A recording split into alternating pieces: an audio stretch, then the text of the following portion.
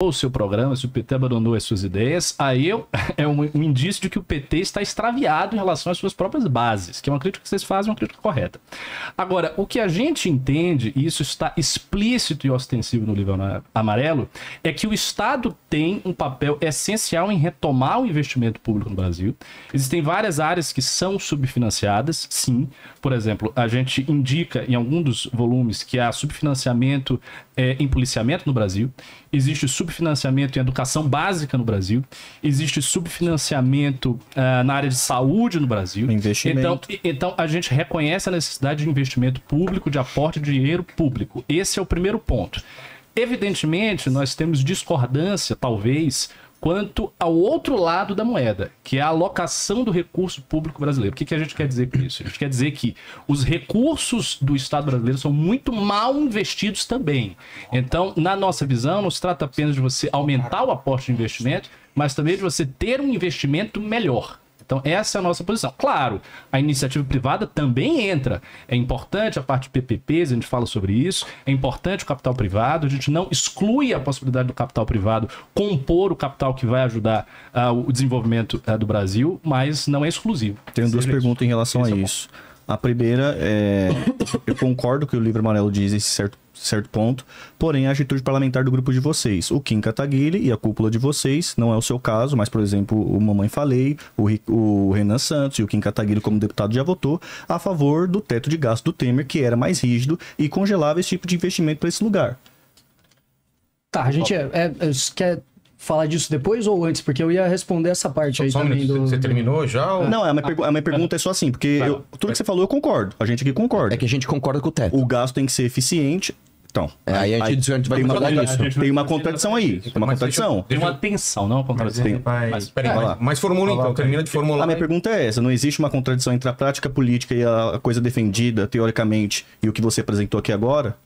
Essa é a pergunta. Tá, o primeiro ponto que eu ia falar, essa questão do PT, eu acho que é bom falar sobre isso aí, que basicamente assim, o PT ele cede pressões políticas e vai adotando outras formas de dirigir ali a sua política econômica, né? Porque se você for ver o Haddad, por exemplo, ele em 97 ele tem um artigo que se chama Em Defesa do Socialismo, né? As dissertações de mestrado e doutorado dele são todas, não são exatamente um socialismo ortodoxo ou algo do gênero, mas é umas teses envolvendo Habermas e o socialismo e etc. Então, aí você vai pegar o Rui Falcão, você vai pegar o José Genuíno, esses caras são marxistas, eles são, no mínimo, socialistas, não vou dizer que eles são marxistas ortodoxos aqui, mas eles têm uma ideia do socialismo petista, do socialismo à la brasileiro, que é ligado àquelas teses da CEPAL e etc.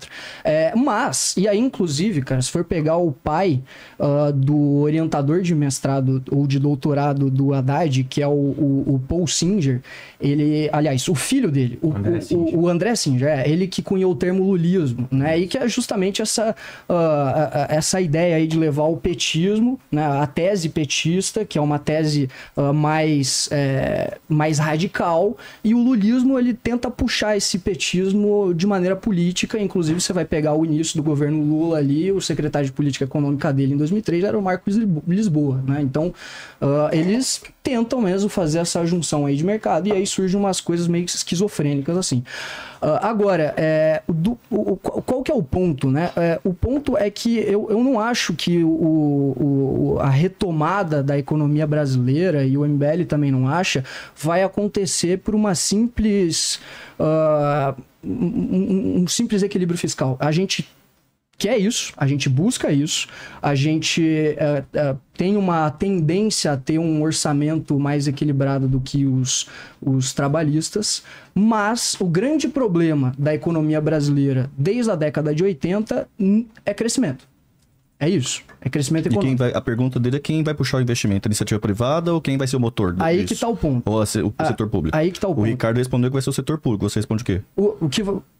Ambos têm a sua parte, mas o ponto é que o crescimento ele não vem unicamente do investimento, ele vem do aumento da produtividade. Eu acho que aí está a maior discordância entre os trabalhistas e o MBL, talvez. Mas eu acho que não, mas você está dizendo então que a produtividade ela não é precedida pelo investimento? Em alguma medida sim, em outras não. Em algumas medidas sim, em outras não. Algumas medidas... E quem vai ser o motor desse investimento? Tá, vamos lá. Qual parte Essa que eu vou é a pergunta pegar aqui? principal dele. Obviamente você tem áreas subfinanciadas que é necessário um papel do Estado no investimento público. Isso é óbvio. Infraestrutura, logística, isso obviamente tem que ter. Agora, existem distorções de produtividade que causam a redução da produtividade, que é possível com investimento privado. Só para você entender direito, então também você está aceitando o que o Ricardo falou, Sim, que claro. quem vai ser o motriz vai ser o Estado brasileiro no investimento. Do investimento? É que assim, não existe não é uma coisa hegemônica. Depende da área. Não, é que então, por exemplo, vamos pegar, por exemplo, o agro brasileiro. É óbvio que a Embrapa é fundamental. Estado Agora você tem muito da Embrapa e você tem muito da iniciativa privada também. Mas quem puxou foi o Estado brasileiro. Com certeza. A Embrapa é mais uma questão de institucionalidade. Você não... de ter uma instituição ali para poder... Sim, é que nem todos os setores precisam disso. Por exemplo, talvez a gente precise... Desculpa de interromper, mas voltando só à pergunta dele, o motor principal do agronegócio brasileiro é o Estado brasileiro. Ok, em outras áreas não. Então, por exemplo, Então, eu vou dar não? por exemplo, vamos supor se a gente vai explorar o turismo na costa do Nordeste. Será que necessariamente a gente precisa de investimento público? Então, ou será hoje que o a Estado não iniciativa... investiga e não tem, né? Pode ser. Então, exatamente. Esse é um bom debate. Pro turismo, o que a gente vai fazer? Bom, então vamos fazer o seguinte, vamos trazer um monte de gente ou capital estrangeiro para fazer resorts ali? Não sei. Vamos fazer então ali uma